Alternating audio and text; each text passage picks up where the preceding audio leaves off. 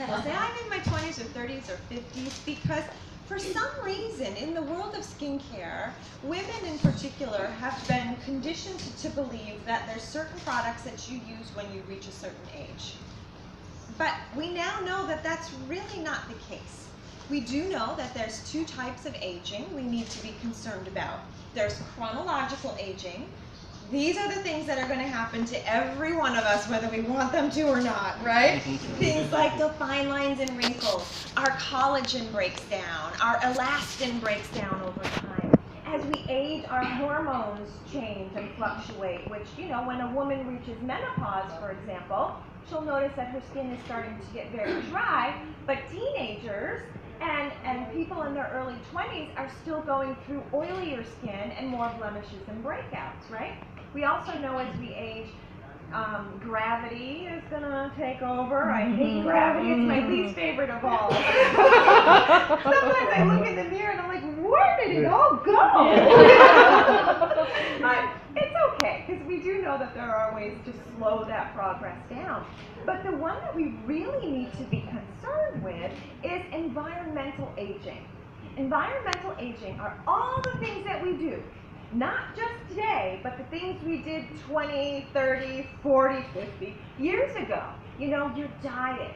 If you went to college and you drank a lot of beer at night and ate a lot of pizzas and greasy burgers, that's going to show itself on your skin when you get a little bit older.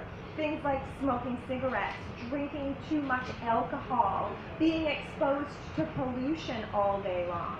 Stress, believe it or not, stress makes you look stressed, right? Yeah. And not getting enough sleep. I mean, we call it beauty sleep for a reason, because a good night's sleep will make you look a lot younger. I know, boy, when jet lag hits, I wake up, I look just like my mom.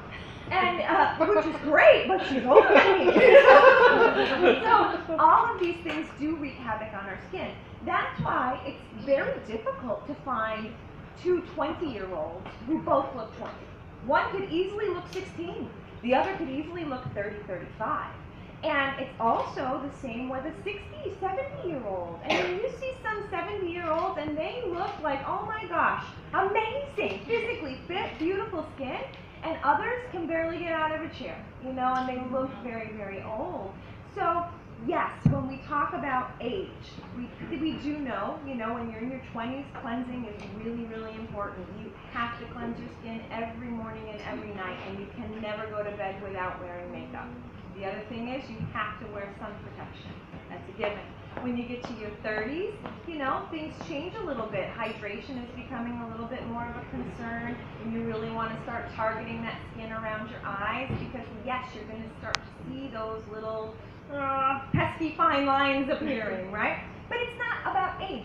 Most of the wrinkles, or I like to call them expression lines or smile lines, that we have on our skin, they're because of how we talk, how we smile, how we chew, how we scowl, right?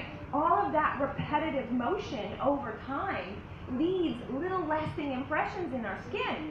When I was a little girl, I have a brother, he's a few years older than me, and I would, you know, we would, just like normal brother and sister, every time I would see him, I would, you know, peek out from behind and go, nee, nee, nee, nee, nee, and make a really ugly face, like, nee, right?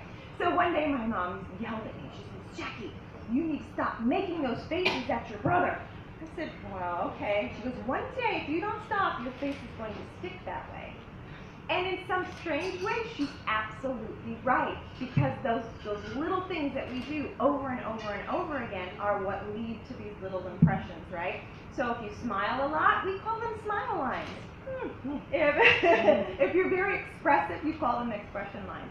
So, but you want to make sure you're wearing sunglasses in your 20s and 30s. That's really, every time you go outside, you want to protect that delicate skin.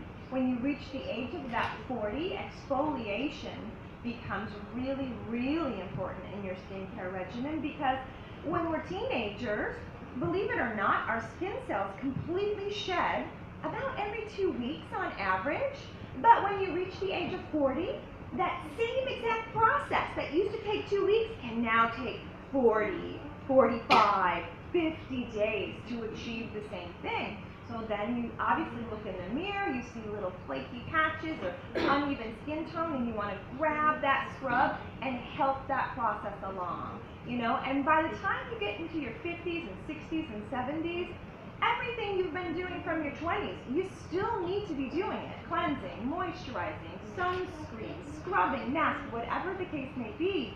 But now's the time when we have to be diligent, meaning we can't skip it. We can't get lazy at night and say, I'll worry about it tomorrow. No, when we get older, it's really important to maintain that level of skincare and also to focus on not just the face, but let's focus on the back of our hands because they really show our age, and the neck area can really show our age, and kind of really focus on the entire body as a whole.